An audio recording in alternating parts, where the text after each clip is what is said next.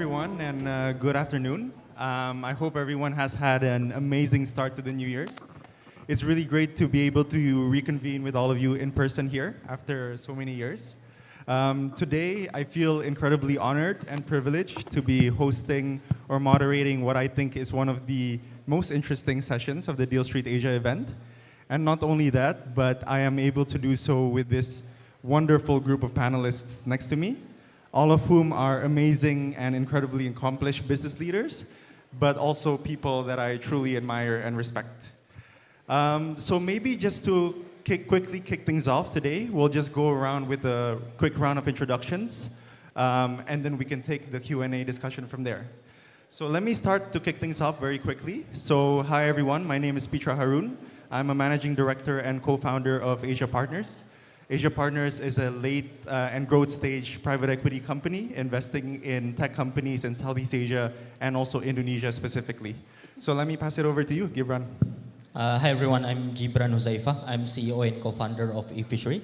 eFishery is a fish tech company. We provide technology for fish and shrimp farming business in Indonesia. Multiple services from IoT devices, financing solution, input distribution, and off-taking business. We have 100,000 farmers plus and more than 300,000 ponds all across Indonesia right now. Hey everyone, hey Pitra, panelist. Pleasure to be here. Dara, CEO, co-founder of Pinhome. Pinhome is a growth stage prop fintech startup. We operate in Indonesia, 80 cities in Indonesia. We are building e-commerce, transactional e-commerce platform for real estate. Building basically world's first home-seeking, home financing, and home services in one app. We serve first-time home buyers, unlocking home ownership for better livelihood and financial inclusion for them. That's about me. Thank you, Bisra, and dear all panelists and guests. My name is Gufran. I am CEO and co-founder of FMOS. FMOS is a retail enabler startup. Essentially, we are helping local brands to be able to expand and widen their market presence across Indonesia through the demand infrastructure that we are building. One of the core demand infrastructure that we are building is a reseller network that at the moment accounted to more than 150,000 of active reseller, of whom 70% are women. So we are helping these local brands to have salesmen, saleswomen across Indonesia to help them expand their business. Hi everyone, nice to be here. My name is Chris. I'm co-founder of Social Bella. So we started 7 years ago as an online e-commerce focused on beauty and personal care. And fast forward today, we have grown ourselves to become the complete ecosystem for personal care and mom and babies as well at the moment. Our business consists of the B2C retails, online and offline, as well as the B2B and brand development. And we also have media and community management as well. So currently we are operating in 2 countries, Indonesia and also Vietnam. Thank you. Thanks. Hi, pleasure to be here. My name is Harshit. I'm the founder of Koala. It's an insurtech company across Southeast Asia. Where in Indonesia, we have over 40,000 intermediaries who work with us. And to date, we've helped over 5 million people get insured. Thank you. Great. Thank you all so much for the introductions. So let's kick off today's discussion. And I would love today's discussion to be more of a discussion rather than a Q&A format. So please feel free to also play off each other's answers. So to kickstart the discussion today, let's address the title of the panel, which is Disintermediating Indonesia's Most Traditional Industries. So the industries that all of you are disrupting here today are industries that have existed for a very, very long time. So the question is, how exactly can tech be a game changer in the industries that you're disrupting? And what are your companies bringing that is different than the traditional solutions that is already available in the market today? Maybe Harshat, we can start with you this time. Sure. Yeah, it's an interesting question because insurance is an intangible service or product, and it's always been difficult for people to wrap their heads around it because it's because of that nature, right? And so we actually believe intermediaries are essential to the space. We believe that they provide a lot of value and are required in the space, but they can be more efficient, they can be more professionalized and trained, and at the same time, we believe long term there can be many more of them. In fact, right? And I think through that, we believe that the value that we can bring out is that when intermediaries do work and they continue to provide people with insurance, whether these are agents or brokers, they can provide it much more fairly, they can provide it faster, and hopefully in time they can provide a much larger variety. And just think of it this way, right? I mean, when you buy insurance, it's not just about buying insurance, it's also for a service element as well. And intermediaries are not just for buying, it's for service. And this is critical because at the time you need it most, if you're alone, it can be quite difficult. But having someone by your side can make a world of a difference. Got it. Chris, you want to go next? Yeah, I think for us, specifically in our industry, there are two main characteristics that is quite important. The number one is the trust from the stakeholders, and number two is the capability to understand the customer needs, right? Because I think specifically in our industry, the rapid changes on the trend is always happening. That's the only constant in our industry. So using the technology as one of our core strengths, we will be able to deliver the trust that is needed by the industry, which is like you can easily find any reviews that is useful for the customers, or you can easily find any information that you want. So we can easily get the trust from the customer, from the potential customers that we have. At the same time, using the technology as well, then we can easily understand what is the needs that we need to be able to serve to our customers. So I think those are the things that we have been doing quite well compared to the conventional players at the moment. We are in the business of helping local brands. Most of them are small, medium enterprises. In the field, if we see the growth of small, medium enterprises, it is not linear. In fact, in their growth journey, there are several cliffs. And for local brands, for SMEs to be able to move forward, it requires two things: different skills and different mindset, in which, to be honest, tech cannot provide a solution for that. Tech cannot provide solution for making the mindsets and the skill set right for these local brands to be able to transform. But once we are able to mentor them, guide them to have right mindset and right skill set, tech can help intervene in the scaling of their business. So FMOS is doing that. We are not just providing tech to help them grow, but more important than that, we provide environment and ecosystem for local brands to adopt right skill set and mindset for them to grow. The question is, how do we deliver unique value proposition using technology? So we serve first-time home buyers in real estate. In the next 3 decades, there's going to be, we've estimated that there's going to be about 150 million millennials and Gen Z that are going to buy their first home. And there are a lot of inefficiencies in real estate, and for these first-time home buyers, multiple hurdles to get to their first home. We use technology basically to eliminate those hurdles. And those hurdles come in the form of inefficiencies in interactions, inaccuracy in information, redundancies, right, in roles of the different stakeholders, lengthy processes that are manual, paper-based, offline. And so that's how we use kind of technology. And talking about uniqueness, right? The classic questions that we get all the time is, how are you different with the first wave innovation in real estate? So that's like e-classified players, right? We are different, we are not e-classified player. E-classified player focuses on the discovery aspect of property transaction. And so that's kind of the top of funnel in property buying journey, right? There's discovery, and then you have kind of financing in mid-funnel, and then transactions at the end funnel. We are different in a way that we commission the whole process end-to-end, from discovery all the way to the delivery of ownership. Sure, there are processes that are still offline, viewing, offline visitations that still take place today, and it's hard for technology to completely substitute it.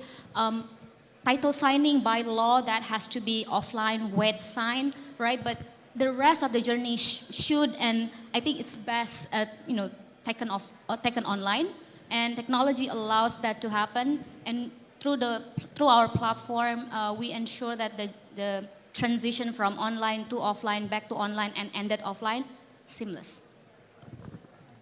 Yeah, I think I just want to emphasize the question, which is very important, how tech can help to produce efficiency and provide value. Because in many cases, when disintermediating happens with tech, there's no added value actually to that disintermediation, which what used to be held by traditional middlemen right now is the modern middleman with the app. So there's no supply chain inefficiency that is solved. Where eFishery is coming from, we focus to revolve our solution to solve farmers' problem, particularly for aquaculture sector and overall agriculture sector. When there's a supply chain inefficiency, farmers always get the biggest burden of that inefficiency. They get the low value of the whole across value chain, although they actually holding the biggest risk on doing that. So coming from that view, when we started in 2013, we started off by providing farmers with the technology to help them increase productivity, which is feeding machine technology to feed the fish automatically connected to the sensor that can sense the fish appetite and sends the data to the cloud. And it was the initial idea that we just had. And as it turns out, once we deployed for first 4, 5, 6 years, we captured a lot of data information that was not available before. And the data is the disruptive part of it, not the technology itself. Because once we have the data, the farmers and the industry that is naturally and traditionally fragmented, we can aggregate and provide an aggregations. And that's a luxury that the smallholder farmers don't have. Because they're too small, they don't have access to the data, they don't have the economies of the scale. And by using the data, we're able to provide that economies of scale to then cut away and provide this intermediation. And then, for example, they can get a cheaper feed. And that's when we started distributing feed. Simply, not simply because we can do that, but simply because we can offer cheaper feed to farmers, and then we can offer a better access to the feed manufacturers on doing that. And the same thing that we do on the downstream, there are too many middlemen, 3 to 5 middlemen from the farmers to the end buyers. And particularly for fish, we harvest the fish alive, and then for Indonesian consumers, we also buy the fish alive and they kill it in front of us, which is essentially no added value on the product across the value chain. And then we use the data to be able to predict how many fish that they will be harvested and sell it before it's even harvested to the more downstream buyers, so we can add value on doing that. At the end of the day, it's all about how technology can plays out, not just you're cutting around this and provide this intermediation, but whether the value can actually bring to the core impact, in our case, in the farmers, to provide a better price on the selling price, or also better price for their biggest cost drivers, which is on the feed part. Got it. No, I completely agree with that. And maybe let's shift the topics a little bit and move into sort of the elephant in the room, which is the current macro situation. So obviously, the funding environment is a little bit slow at the moment, especially relative to the previous quarters. And the narrative for a lot of startups in previous quarters is that you need to grow at all costs. And that kind of profile works in a situation where capital is cheap.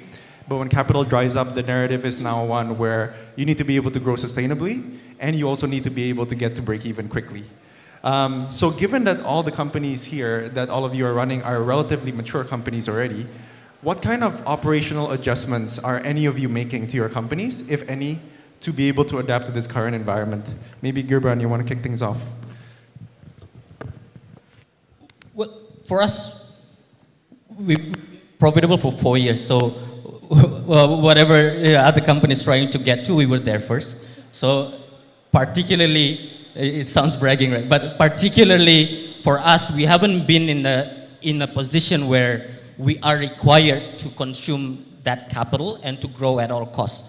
We are in the sector that's non-competitive, in an area that no one cares, in a company that no investors would like to invest.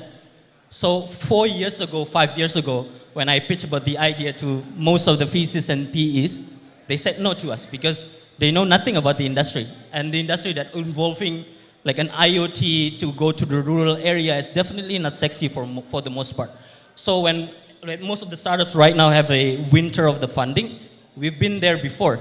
So 5 years ago, it was winter for us, which in a sense that give us a position to have an operation discipline much earlier than any other startups, because we know that in that front, we always have an existential threat if we grow at all costs, because we are not in the luxury to get that cheap funding. For everyone say the funding is cheap. Not for us. It's so hard to raise our Series A round. It's so hard to raise our seed round.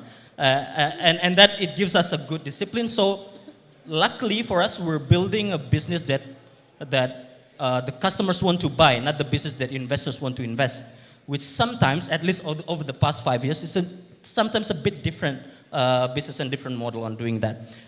So all kinds of discipline that we do. For example, I saw in Twitter that one, I think it's either coming from India or something. The founders published, they were trying to have an operation discipline by not flying on business and not taking personal drivers. Like, what surprise, right? So founders can fly business? Like, I never fly business all my life, even to the second, and we were making tens of millions of EBITDA right now. So which means that to show that, okay, maybe it's a bit different. And all of the time, we stop hiring and maintaining our hiring costs. We have been always maintaining our SG&A. And right now, with the whole fundraising, the P and VCs ask, hey, what's your receivables? Which is quite new, and never in over the past 9 years I've been doing it, VCs ask about receivables. But 5 years ago, I always had like weekly meeting on receivables. Like even when there's some big customers have a problem, I go there to collect the money. So that kind of operation discipline, we've been doing it for the past 5 years, and it create a position where we've been a bit positive over the past 4 years. So not many changes for us because it's been winter all the years. Right. Thanks, Gibran. Maybe we change the ordering a little bit and we go to Harshad first. Yeah, so I think it is an interesting time. I think this is a time to make less decisions, which means that you just say no a lot. And internally, I tell the team that if you come to me, and most likely I'm just going to say no, unless you come like seriously well prepared and you can really make a very strong case as to how it will tremendously change that trajectory, right?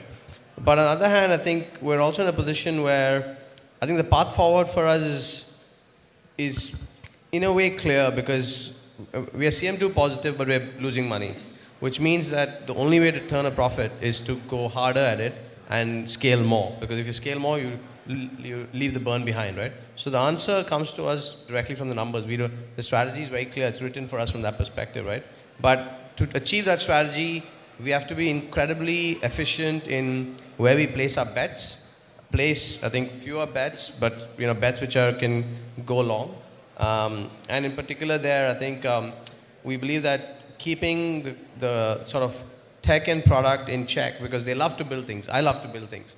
But I think we have to be much more resourceful right now, more scrappy. And if you can keep those overheads down and you're CM2 positive, then you go for more scale and try to get to a profitable level, right? And I think that's where we're at. But I think obviously prioritizing and many ideas seem good, but prioritizing into like really those 2-3 ideas for which we feel can do for the next 2-3 years is probably where it's at. Yeah. Got it. Chris, you want to go next? Yeah, I think this is very interesting questions in a way, right? Because I think not only this year, but last year we also, or the last 3 years, basically we all faced with the same situations, just in a different form, right? Because 3 years ago, like we first faced with the pandemic, which is also creates a lot of disruptions to the operations discipline as well as the cash environment as well. And definitely after that, luckily the funding becomes so easy, so it's coming to the good, quote unquote, the good funding sessions. And then now it comes to the term where there's a winter in the funding, right? But I think all in all, as a company, why don't we combine? I mean, as long as we have the good discipline, like what Gibran said, I think it's going to be a good way for why cannot we be grow at all costs but also sustainable, right? I think that is going to be the best of the combination from the both world. So what we did is actually from day one we always focus on how to build a business that is sustainable itself, right? So it is actually coming to a very simple formula. Like as long as the customers that we acquire giving you much more higher customer lifetime value in comparison to the cost that is incurred to acquire the customers, then I think by all means you need to be able to, you need to do all the way to acquire as many as customers until the customer lifetime value is not become, the multiple not become so interesting anymore, right? I think that's going to be always the key for when we decide to grow. And secondly, we also need to think differently with the others when we try to decide on the prioritizations, how to use the cash. That's also very important. For us, like for example, the case is quite interesting. Last 2 years ago, when the pandemic happened, when all of the offline activities become restricted, actually we did the other way around. We did invest a lot in the offline. We opened our first omni-channel store as well during the pandemic, and we grow very fast. We grow from only having 2 stores in 2019. By now, we already have more than 50 stores in Indonesia, as well as another 13 stores in Vietnam. So why we did that? Because we believe that this is one of the investment that is worth to make, because at the end of the day, this is gonna give us a growth that is sustainable, right? And thankfully, I think we are right at the moment, because after the reopening, we saw a lot of good benefit because of the impact of the reopening towards our business, right? And definitely now is the time when fundraising become very tough. So the prioritization is become very important in order to to pick and choose which one to invest next. But I think the opportunity will always come as long as you have that kind of principle that is focused on the sustainability, and as long as the formula is being done right. Yeah. As a context, FMOS is cash flow positive, excluding salary. So since day one, we are disciplined not only in making sure that the contribution margin is positive, but we need to also look at the cash cycle. We have a discipline in making sure that in terms of the cash cycle, at least neutral to positive. So the reason, the way how we did that is perhaps to some of us it's natural to understand that every initiative should create value to users. And then when we create values, we need to make sure that the profit formula makes sense for us to capture some of value in terms of profit. But surprisingly, many executives, including in FMOS, VPs levels, senior managers level, is not natural understanding this concept. So we invest heavily in making sure that everybody in FMOS, especially in the leadership level, understand about the value creation aspect of making business, of making initiatives. So that when we develop something, when we have some initiative, we are already sure that these things create value to our users. So that's one of the recipe since the day one. We are not only contribution margin positive, but also cash cycle neutral to positive. So it's just a matter of time for us to be a bit positive and in our business. The other part of the way how we approach this is that we are being frugal to the cost. One aspect of the cost that we usually forget is about the salary. We invest a lot in technology, in developing the platform to automate things, but then we sometimes forget to look at the workload analysis of our team. At FMOS, we do that regularly. We do analyze the workload of every individual by name, by person, to understand whether this role is relevant anymore or not. That keeps us to have optimum number of people in our team, and at the same time saving the cost. The combination of those two things, number one, an understanding about the value creation concept, not only on the founders level, but other leadership level, as well as being frugal in terms of managing costs, especially the salary. I think one of the key for a startup to be financially sustainable. Yeah, I totally agree with what the gentlemen here are saying. Can totally resonate with what Gibran was saying. Pinhome is a business that was incepted at the gate of pandemic and has been growing, scaling exclusively in economic challenging economic times, economic downturns. I think seed stage we were at alpha and then beta, and then Series A we were at delta and then omicron and then inflationary environment, and now what, like recession maybe.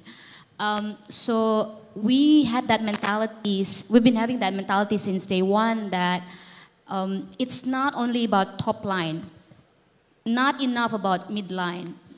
It has to be about bottom line, and then ultimately it's about cash flow line, right? That balanced growth is what we're after. Top line, yes, it has to grow, but it's not just about volume GMV. We need to look at revenue and what is the contribution margin of the revenue that comes in, and look at the product mix and make sure that we're pushing the product that has, of course, the best or the better margin. There are products with less margins, but is there any other value that this product brings? Maybe it's a traffic puller, so just be very conscious where margins are thin, why are we pushing for that product? And then in the midline, as we see that unit economic positive product is growing, then we grow our gross profit. Then being cognizant about costs, definitely what Gufran was saying is really true. Like, I am approving every single dollar that goes out. My co-founder is basically releasing every dollar that's being spent, and we are really frugal and cognizant, and that really hasn't stopped up until today. We're not yet EBITDA positive, but that's what we are after. So within 2022, we cut our burn by 50%, and now the goal is towards profitability. But at the same time, also looking at the cash flow line, right? And I think what Gibran really true, that it's not enough to be EBITDA positive, but let's say your revenues are in account receivables, and let's say collection is lousy, and that might not translate into actual money in the bank. So account receivables, so just making sure that cash outflow is extremely optimal, efficient, so everything that's spent really translates to good IRR or ROI, and that every inflow of money, right, that account receivables are being collected. If you sit on piles of cash, make sure you at least have a treasury unit, right, to maintain your cash, so it's not getting eaten by inflation, for example. So all those things. Got it. Thank you, Dara. So I want to touch on the topic of regional presence quickly, and this question is directed specifically for Chris and Harshad. So all of you have regional presence. So all of you here, all of your companies here have presence in Indonesia, but specifically for both your companies, you guys have expanded out of Indonesia. So I think for you, Harshad, you've started Koala from the get-go as a regional play, and for you, Chris, you've expanded to Vietnam after having a very successful run here. So do you mind just explaining to the audience why you believe it's important to expand regionally when Indonesia is already such a big market, and how difficult has that journey been for you? Maybe Chris, you want to start? Yeah, thank you. So I think for us, the difference is that because as an ecosystem, we have the luxury when we decided to expand to another industry or when we want to expand to another territory, we don't need to burn all the way just to get the market shares. We have the benefit of from the ecosystem as a flywheel. So what it does is, like, when we come to Vietnam, actually, we are not coming as a zero, right? We don't need to rebuild the whole technology that we already have in here. We have the know-how, and at the same time, we have the leverage of knowing and then have the scale in Indonesia as one of the biggest market, as a negotiation power to all the brands to become our partners, right? So when we first start in Vietnam, we easily start with more than 200 brands from day one, and at the same time, it's quite easy for us to scale the number of stores, the number of e-commerce over there, because we already have the know-how. We have all the templates that we have from Indonesia, right? And as a flywheel, the concept is that anything that we did into one of the pillars of the business is supposed to give positive impacts to another pillar of the existing business as well. So in our case, when we expand to Vietnam, it's quite interesting because it all happens during the pandemic, right? Definitely when we plan this, the pandemic is not happened yet, and no one knows. And when it happens, the expansion is really happening 100% remotely. Like, everyone is, I didn't met any single of my team in Vietnam during the setup period. But the benefit is really true, because then when we have that operation in Vietnam running and we have a bigger scale, and we have a lot of knowledge that we can transfer from Vietnam to Indonesia as well as Indonesia to Vietnam, including the understanding and the insights from the customers' behavior as well. And at the same time, because of the scale that we have in the two countries, then we also have much more benefit when we talk to the brand around the world, right? When it comes to and it's also helping the local brands in Indonesia. Last year, we managed to bring 3 of the local champion brands to Vietnam. And because of the scale that we have in Vietnam, it's quite easy for us to introduce the brands, even though we don't need to invest a lot in marketing. So all in all, I think this is a concept of the ecosystem that runs as a flywheel. It's going to help us, and when we do the expansions to another territory as well. Yeah, I think for us, the thought about being regional came quite naturally because I think I'll try to break it down. I think first things, fundamentals of the industry, right? For most industries, Indonesia will be the largest in the region. Like, let's say you want to drink water. Probably by the law of large numbers, number of people here, most water is drunk in Indonesia compared to other countries, right? But in insurance, Thailand is 3 times larger than Indonesia. So the market size is simply much bigger, for example, right? Malaysia is much bigger as well. Singapore is much bigger as well. So Indonesia is growing faster, but has a long way to catch up, right? So for us, actually, by expanding, we were able to get into markets which were already much deeper into insurance. Insurance was better understood. Secondly, Indonesia is obviously loved by VCs and private equity companies, right? I think it's fair to say that much love is not shown to some of these other markets. And that means that the competition that we face there is more traditional, and they tend to behave themselves a lot more. They're trying to be profitable companies, which in turn allows us to behave better as well, right, to some extent. And it means that we have that lever of saying, even if in Indonesia we have to be very aggressive, we can have a different kind of lever by going into those other markets, and that balances the company, right? And then third, I think when we start building the tech behind it, and I said earlier, insurance is intangible, right? Which means that, when we were building the tech, we began to specialize a little bit in how to build the stack out, how to build the services around it. And most of these services are digital services, not like logistics, right? Which you need physical infrastructure. All of it is cloud infrastructure, right? And so for us, it's not difficult to deploy in almost any country in the world. And hence, and since there were a lot of our partners who were regional, we were able to follow them, right?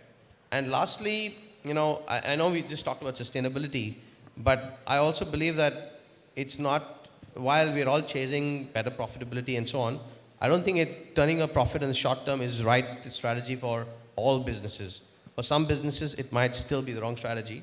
And I think even for us, given we're in a slightly more nascent industry, we actually feel it's an opportune time that as long as we have good economics, there will be an artificial ceiling of how much we can grow in a non-demand-based product like insurance. People don't wake up and dream of wanting insurance, right?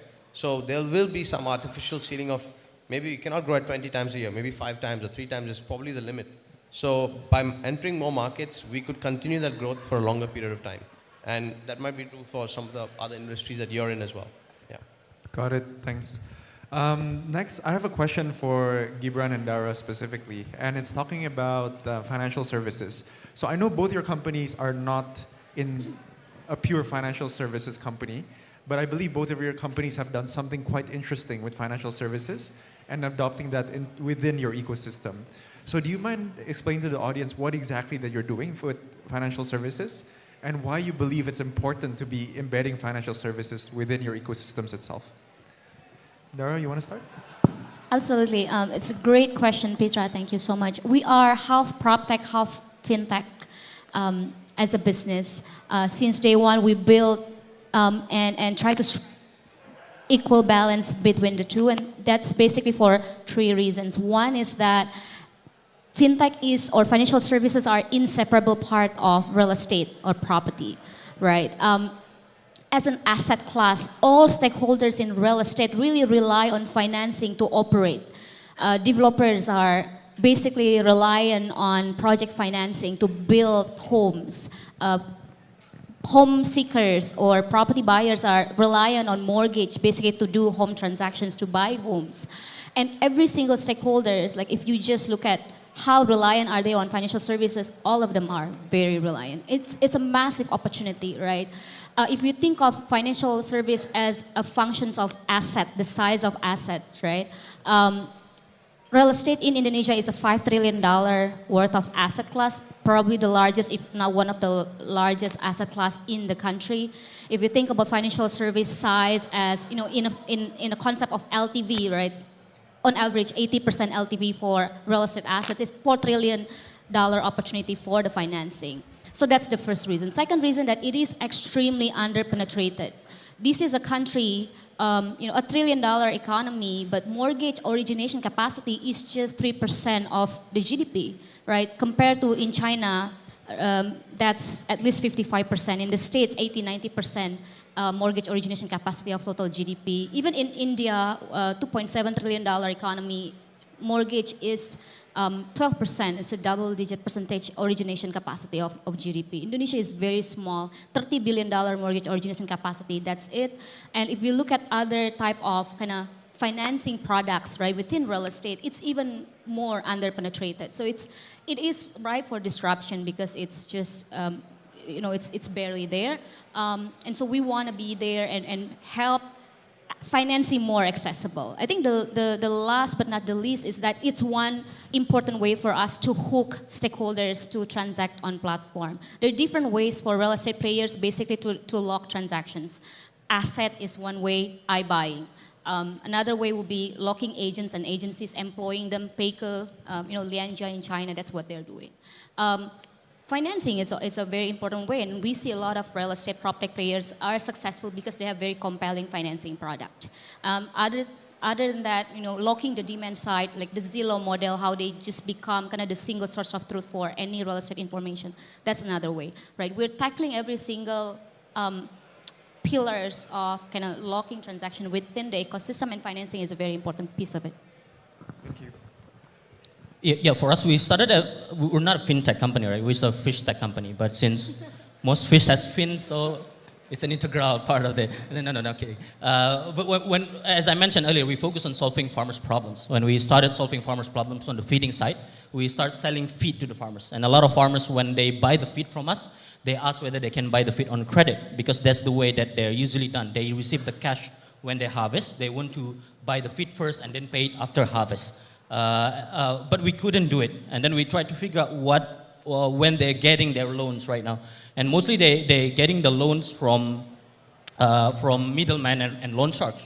And then when we check with what type of loans that they're getting, it's in a quite unique structure when there's a markup on the fee around 10 to 20%.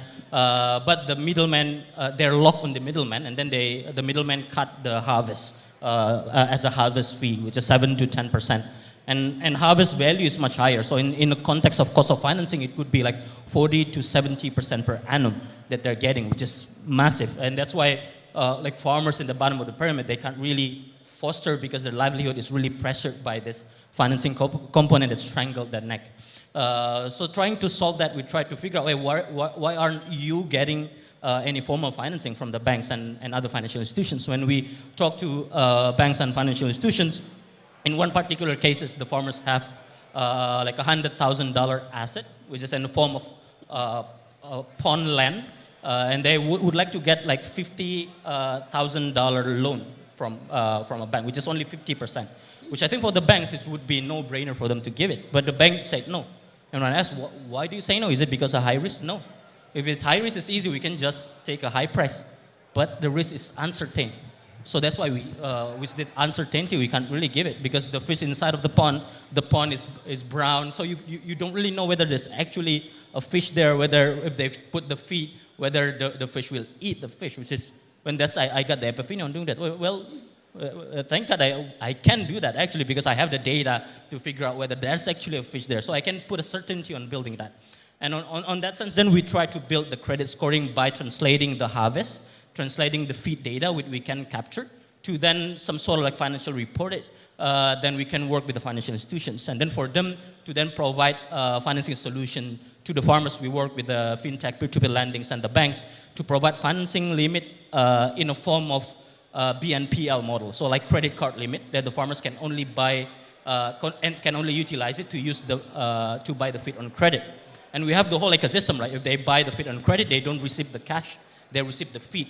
If they want to disburse the feed, it's assured that it won't be resell and they receive the cash on site streaming. It will be assured to provide it and disburse through the pond that will create the cash.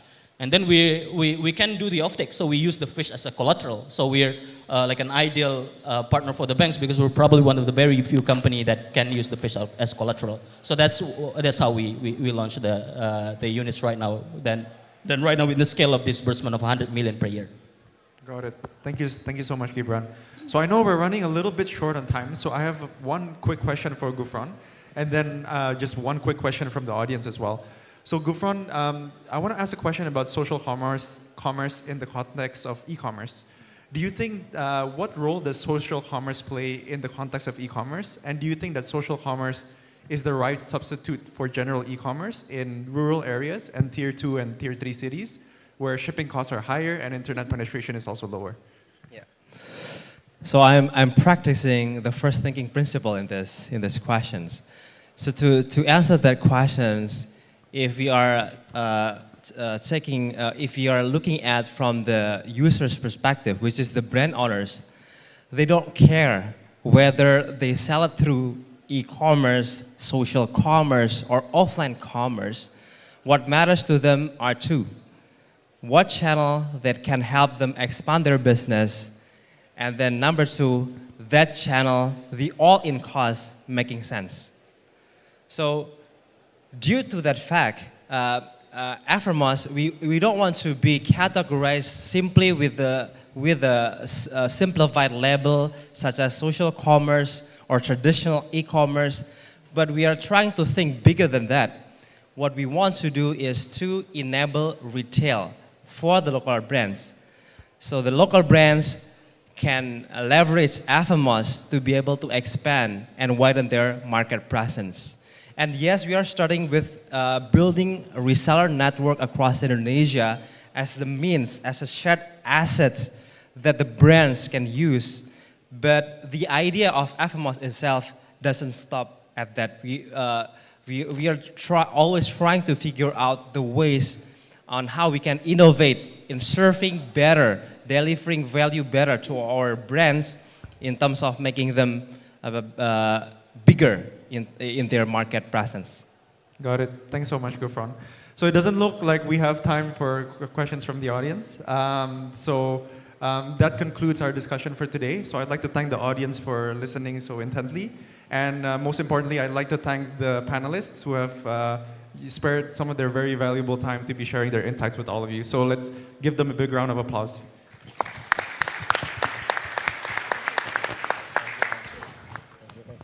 Thank you. Thanks.